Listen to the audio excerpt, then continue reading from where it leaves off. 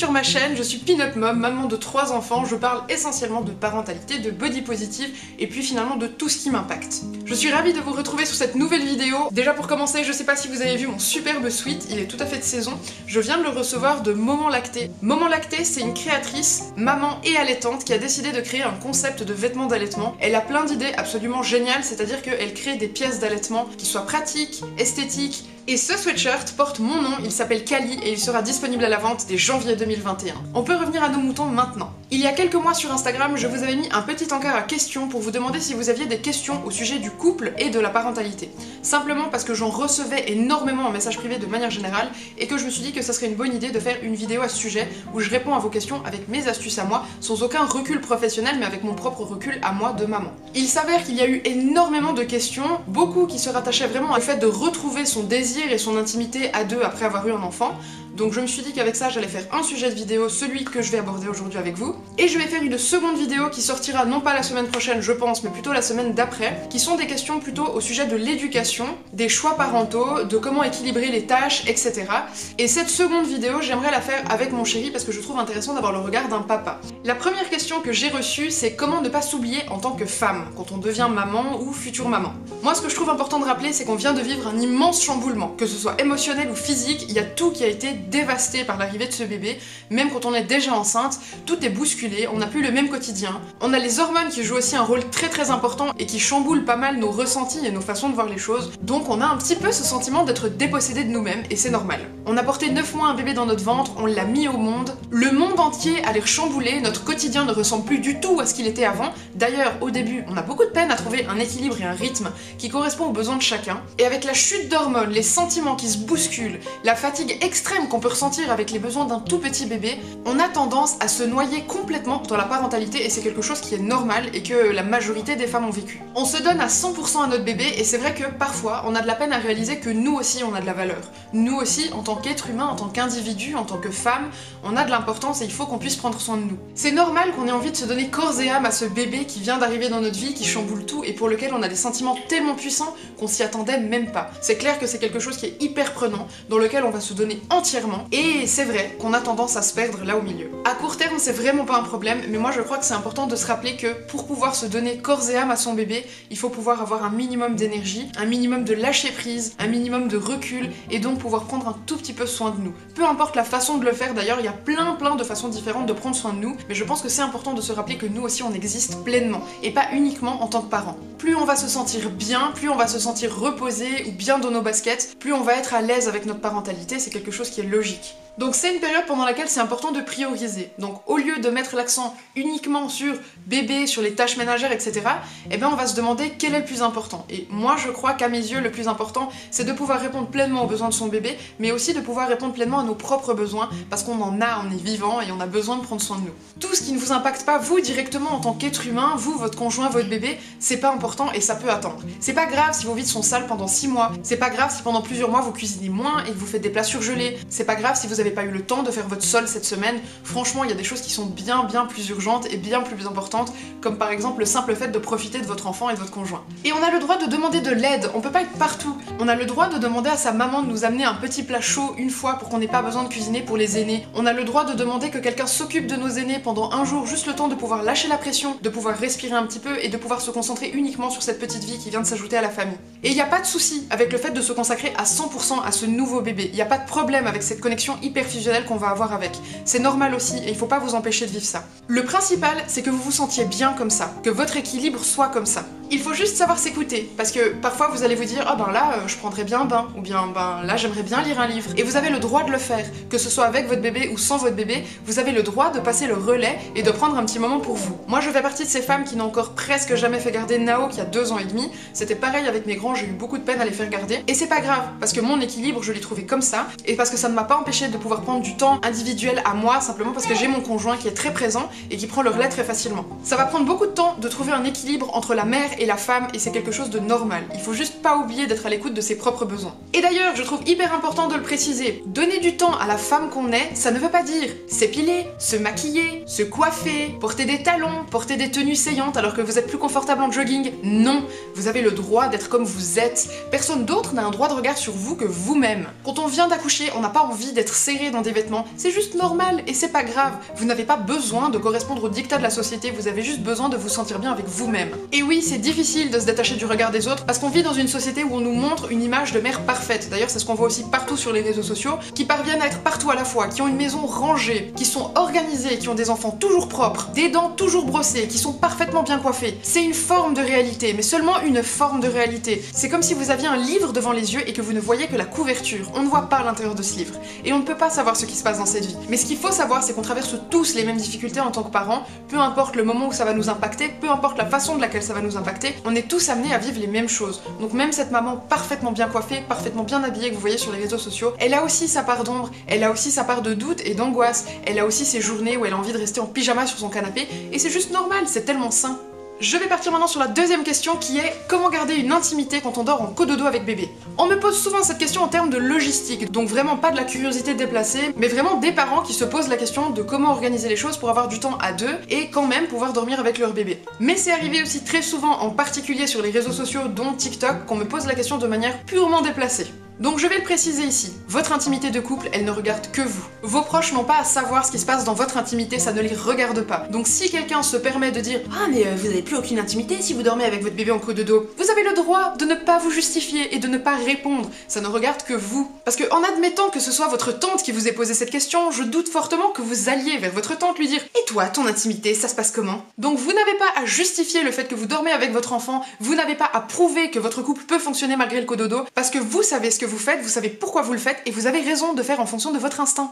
D'ailleurs, peu importe votre instinct, si vous ne voulez pas dormir avec votre bébé, c'est ok aussi. Donc pour répondre à la question, non, le cododo n'empêche absolument pas une intimité de couple. Au lieu d'opter pour une chambre conjugale, on va opter momentanément pour une chambre familiale, c'est-à-dire que c'est une chambre dans laquelle on va pouvoir accueillir ses enfants et pas uniquement sa vie de couple. Le truc, c'est que ça ne vous empêche pas de vous retrouver dans absolument toutes les autres pièces de votre maison. Ça peut même devenir un jeu. Tout devient propice à l'intimité. Une douche, la table de la cuisine, un canapé, une table basse, le rebord d'une fenêtre, le carrelage, une chaise. Bref, je ne vous fais pas de photos, je pense que vous avez tous une imagination qui déborde suffisamment pour trouver des solutions. Je crois franchement qu'il faut arrêter de se compliquer la vie alors que finalement tout peut être relativement simple. On peut simplement vivre les choses comme elles viennent, se faire confiance, communiquer un max au sein du couple et ça fonctionne nécessairement. Pour ce qui est de trouver le bon timing quand on dort en cododo, ça c'est une autre question et ça dépend aussi beaucoup des enfants. Avec Nao, on a beaucoup ritualisé le sommeil. Donc évidemment, les 4-5 premiers mois, il a beaucoup dormi sur moi en peau à peau, donc c'est clair que ça compliquait un petit peu la situation. Donc on avait nos soirées en amoureux, mais c'était avec Nao.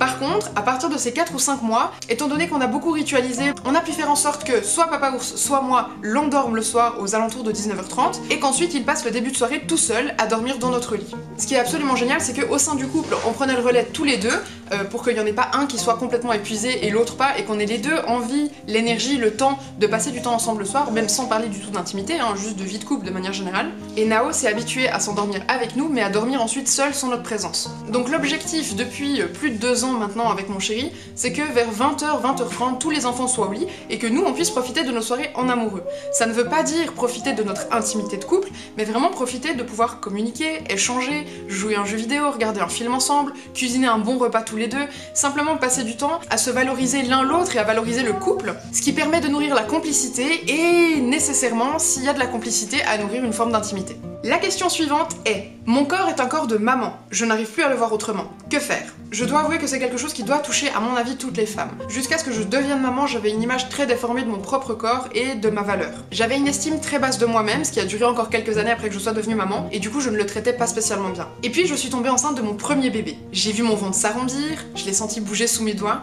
et là j'ai réalisé à quel point mon corps était une incroyable machine. J'ai créé la vie, j'ai fait grandir un petit être humain dans mon ventre. Je l'ai mis au monde, je l'ai serré contre ma peau, je l'ai embrassé encore rempli de vernix, je l'ai nourri à mon sein. Ça a duré quelques heures, quelques jours, quelques mois, puis finalement quelques années. Mon corps était capable de donner la vie et de la maintenir. Il était capable de nourrir mes enfants, de les apaiser, de les rassurer, de les endormir.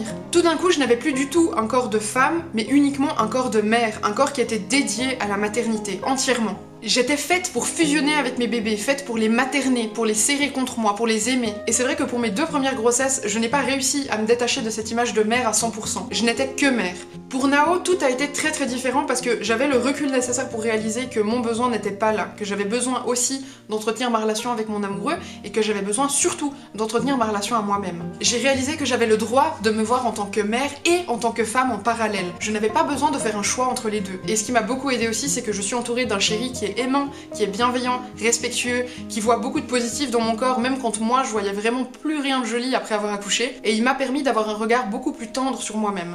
Il voyait beaucoup de positif là où moi je n'en voyais pas et ça m'a permis de prendre conscience de moi-même. Mais je crois qu'il y a aussi toute une part de psychologique qui joue. Je crois que quand on n'est pas forcément bien dans ses baskets, que ce soit relationnel, que ce soit professionnel, enfin peu importe, et c'est vrai qu'on a tendance du coup à se replier sur ce qu'on sait bien faire. Et moi, pour mes 2 premiers bébés, je savais que je savais être une bonne maman. Et du coup, je me suis concentrée sur le fait d'être uniquement une bonne maman. Et du coup, Nao, quand il est arrivé, c'était très différent parce que j'avais très envie d'être sa maman, mais j'avais aussi très envie de me retrouver moi-même. Je vais passer maintenant sur la question suivante, c'est quand on a envie de reprendre une intimité de couple, comment être sûr que notre corps aussi est prêt? C'est une question que je me suis posée aussi après la naissance de Nao. Moi, 7 jours après, je me sentais prête. Mon postpartum se passait super bien, je n'avais aucune douleur, je n'avais pas eu de point de suture, bref, tout se passait vraiment bien. Donc j'ai pris mon courage à 2 mains, j'ai mis mon malaise dans ma poche et j'ai appelé ma sage-femme pour lui demander simplement ce qu'elle en pensait elle au niveau physique. Et comme c'est elle qui était là juste après l'accouchement, c'est elle qui a fait les contrôles postpartum, bah je pense que c'est en fait la mieux indiquée en dehors de nous-mêmes pour savoir si c'est ok pour notre corps ou s'il faut laisser encore un petit peu de temps. Donc je pense que c'est les 2 choses essentielles à vérifier. Vous devez être prête vous, individuellement, donc c'est pas votre conjoint qui doit vous presser,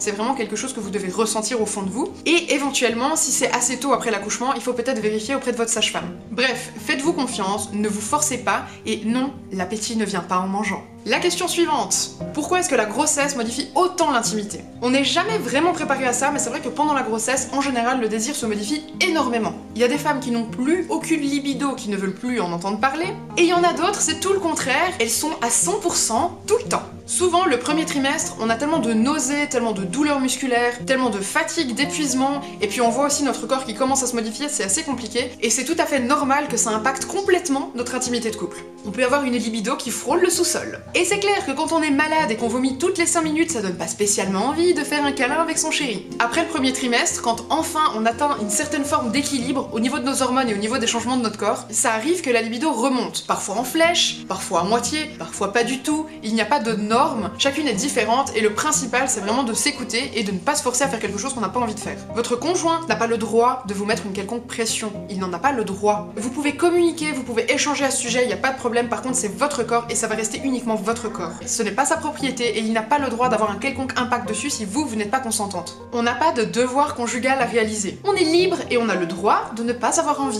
Et je crois qu'en fait ce qui est le plus important c'est clairement pas l'intimité physique mais plutôt la complicité. Parce que plus on va nourrir cette complicité, plus il y aura du lien et l'envie d'avoir un lien et plus il y aura d'intimité. Donc le principal selon moi c'est de rester connectés l'un à l'autre, de se rappeler pourquoi on est ensemble, de se rappeler ce qu'on aime l'un chez l'autre, de partager du temps ensemble. Il n'y a pas besoin d'avoir une intimité physique pour ça. Il faut juste pas vous oublier parce que malgré tout vous êtes tous les deux les piliers de votre famille et c'est trop important de vous rappeler que vous avez aussi de l'importance. En tant qu'individu mais aussi en tant que couple. Donc on ne s'impose pas une intimité mais on se donne de l'importance l'un à l'autre et on n'oublie pas de communiquer. Et même si momentanément il n'y a plus de désir, ça va revenir du moment où vous nourrissez votre complicité et votre lien. Et je vous le donne en mille, mais en fait, le problème inverse arrive souvent. Ça arrive régulièrement que les femmes aient une libido au taquet, mais que au contraire les hommes n'en aient absolument pas envie. C'est clairement pas le cas de tous les hommes, mais je crois que c'est important de le dire aussi. Il n'y a pas que les femmes qui ne doivent pas se forcer, les hommes non plus. Et c'est important de pouvoir communiquer à ce sujet, pouvoir échanger, simplement parce que peut-être que si l'un ou l'autre a une barrière qu'il n'arrive pas à retirer seul, l'autre peut l'aider en le rassurant. Et ce n'est pas parce que momentanément votre conjoint, qu'il soit homme ou femme, n'a plus de désir,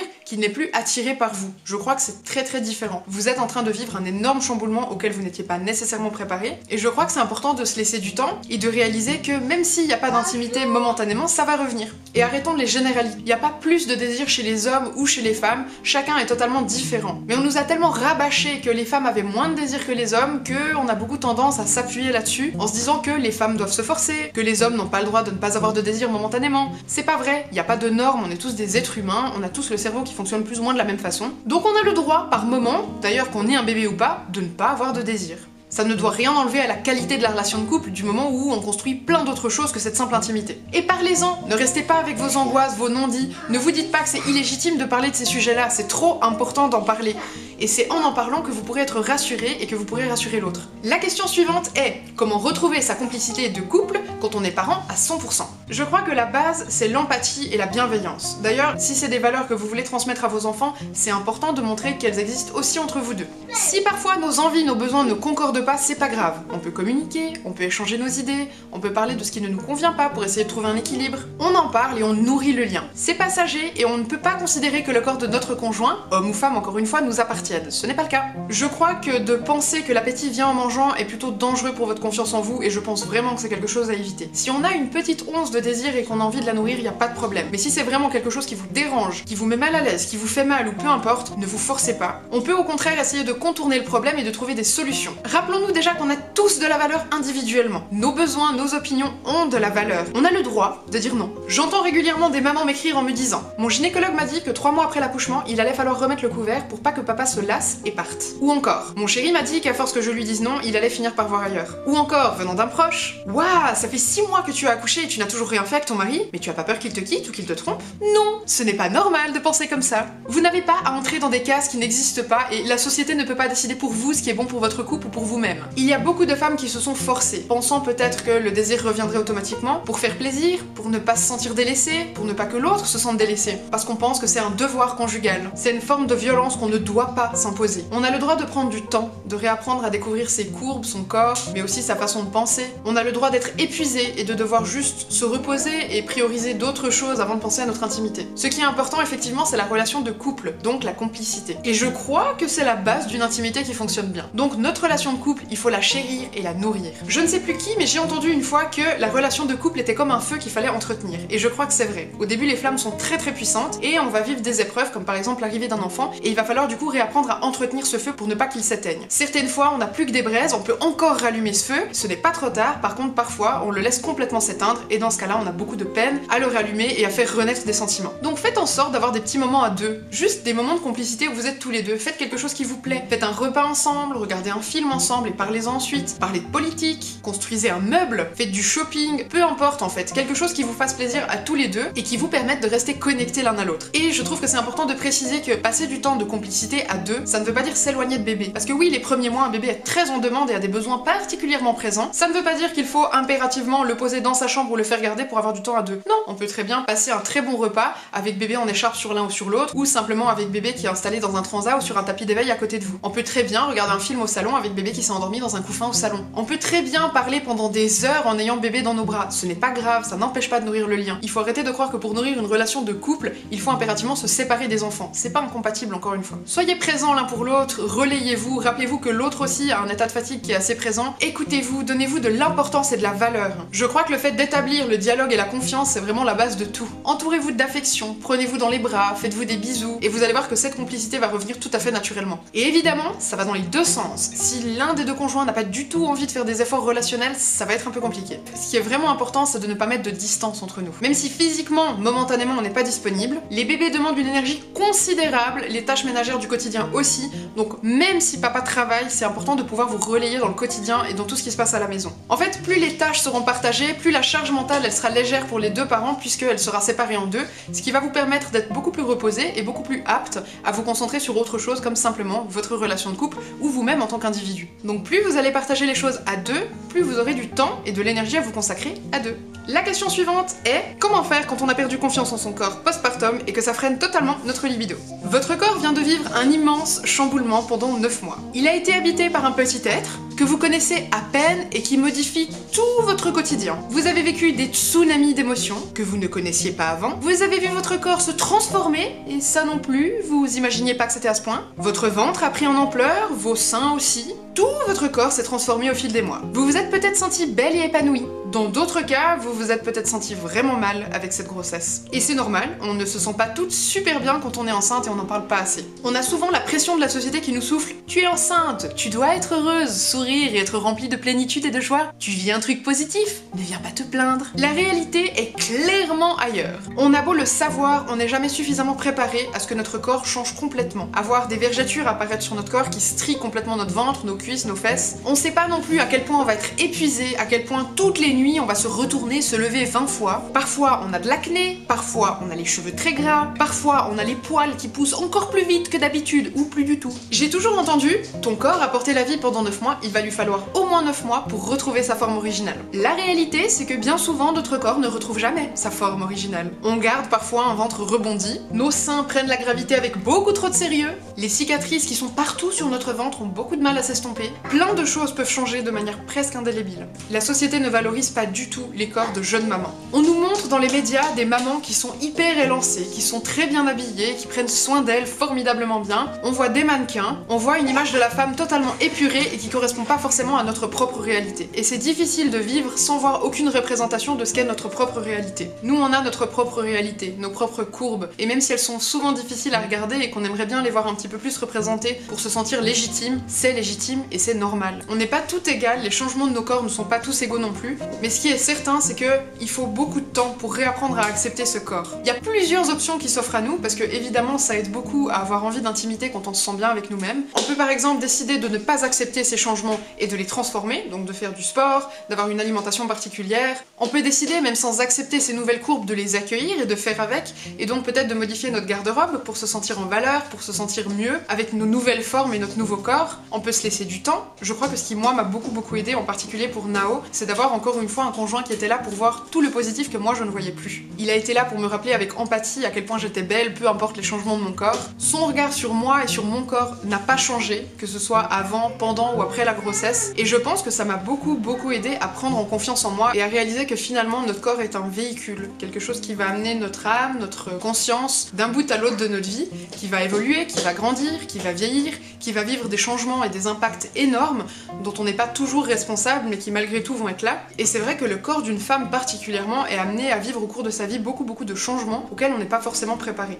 Dans tous les cas, ce qui est sûr, c'est qu'on est toutes différentes face à ça, mais que ce qui aide le plus, c'est vraiment cette complicité de couple qui va nous permettre de trouver un autre regard sur nous-mêmes. Et après, il y a plein d'autres petites choses qu'on peut faire pour réapprendre à s'aimer. Moi, j'ai l'habitude de faire des espèces de séances photos un peu thérapeutiques que je fais depuis des années. Je photographie les femmes pour les aider à retrouver un autre regard sur elles-mêmes, simplement parce que mon regard sur les femmes, peu importe leur forme, peu importe leur histoire, peu importe leur couleur de peau, leur ethnie, leur origine, est toujours bienveillant, parce que je vois de la beauté chez chacune d'entre nous. Et je sais que chez la majorité des personnes qui vont regarder cette vidéo, c'est le cas aussi. C'est-à-dire que vous allez trouver du positif et de la beauté chez n'importe quelle personne que vous allez croiser dans la rue, alors que cette personne, elle-même, ne s'appréciera peut-être pas et ne se trouvera pas beau ou belle. Et je trouve que c'est ça qui est aussi très important. D'être entouré de gens qui ne vont pas juger notre façon d'être, qui ne vont pas juger nos nouvelles formes, mais qui vont au contraire les soutenir, leur donner de la valeur et nous prouver à quel point on peut continuer à être beau ou belle. On n'a pas besoin d'entrer dans une case particulière ou dans une catégorie, on peut simplement être nous-mêmes et on a le droit d'être bien avec nous-mêmes. Et encore une fois, c'est normal que notre corps soit uniquement un corps de maman les premiers mois et qu'on ait de la peine à se détacher de ça. Parce qu'on a le sentiment que nos entrailles,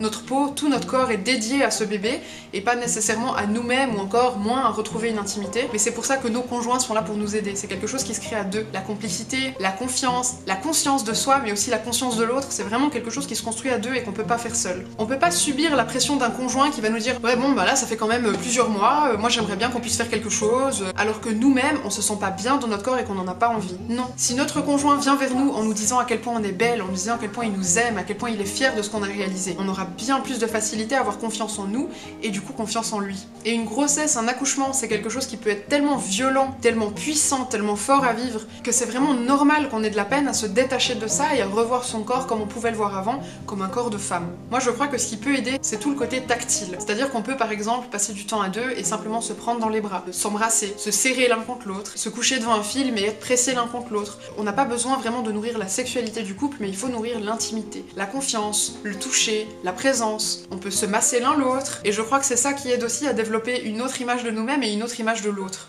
J'aimerais finir avec un message qui me semble très important à mes yeux. Si vous êtes avec quelqu'un quelqu'un qui ne vous respecte pas, qui n'a pas d'empathie, qui n'a pas de bienveillance, que vous ayez un enfant ou non, ne restez pas dans cette situation. Vraiment, vous n'avez pas besoin de subir ça. Et il y a fort à parier que la personne qui vous fait subir des choses comme ça n'est pas heureuse non plus. Ne restez pas dans cette situation-là, vous ne méritez pas ça. La vie n'est pas faite de malheurs successifs, on n'a pas besoin de subir des choses comme ça, on a le droit d'être heureux, on a le droit de se sentir bien en couple, on a le droit de se sentir écouté, respecté, entouré. Et si vous êtes avec quelqu'un qui n'est absolument pas compréhensif, ne vous dites pas je vais rester parce que j'ai choisi cette vie ou je vais rester pour les enfants. Non, vos enfants n'ont pas besoin de vous voir malheureux ensemble vous déchirer. Vos enfants préféreront sûrement vous voir séparés mais heureux. C'est un sujet qui est très difficile à aborder, que j'aborde très souvent en message privé avec plusieurs d'entre vous, et je trouve que c'est tellement important d'en parler et de rendre légitime tout ça. Vous n'êtes pas un objet, vous n'avez pas à vous forcer à vivre quoi que ce soit, en particulier quand vous êtes avec quelqu'un qui est malveillant avec vous. Peut-être que cette personne-là n'est pas quelqu'un de mauvais, peut-être qu'elle ne fait pas exprès, mais elle n'a pas le droit et vous n'avez pas à lui donner les outils ou les armes pour vous frapper, que ce soit des frappes psychologiques ou physiques, ça ne fait aucune différence. Il y a énormément de femmes qui subissent leur relation de couple et ce n'est pas normal. Alors oui, ça fait peur de partir, ça fait peur de bousculer son quotidien, mais parfois c'est important de le faire pour vous, mais aussi pour vos enfants. Bref, j'espère que cette vidéo vous aura plu, c'est une vidéo que je ne pensais pas nécessairement faire cette semaine mais qui traînait depuis un certain temps, mais en fait c'est des sujets qui sont trop importants et je ne sais pas du tout où je peux les aborder si ce n'est pas ici ou sur Instagram. Donc prenez soin de vous, prenez soin de votre relation, communiquez, échangez, respectez-vous, soyez empathique, relayez-vous, ne laissez pas une seule des deux personnes porter toute la situation familiale et la situation de couple sur les épaules. Vous êtes deux, alors vivez les choses à deux. Et pour celles qui sont enceintes ou pour celles qui ont le projet d'avoir un bébé, ne vous inquiétez pas. Avec mon chéri, on n'a pas eu de période difficile. Tout s'est super bien passé. Aussi parce que j'avais beaucoup de recul sur la situation, mais on a été heureux. On a réussi à trouver notre place, notre équilibre très rapidement.